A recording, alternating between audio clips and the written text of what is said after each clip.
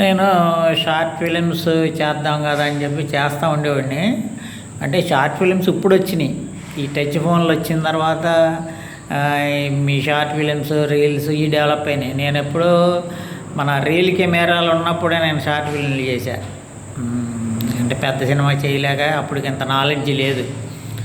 అప్పటికి అసలు స్క్రిప్ట్ అంటే ఏంటి, తర్వాత పోస్ట్ ప్రొడక్షన్ అంటే ఏంటి, సినిమా గురించి పెద్దగా అవగాహన లేదు.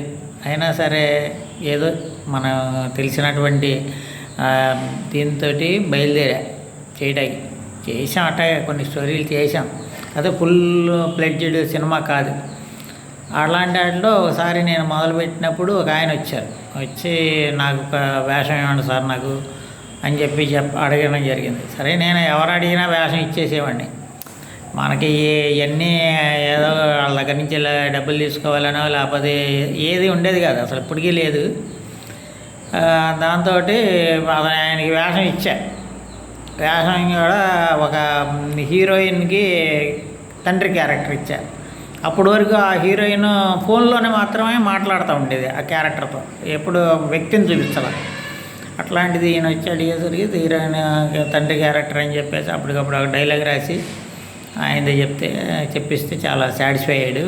ఆయనే తర్వాత కాలంలో ఒక ప్రొడ్యూసర్గా మారి 2 సినిమాలు నిర్మించాడు. 2 కూడా నిరాశపరిచినాయి.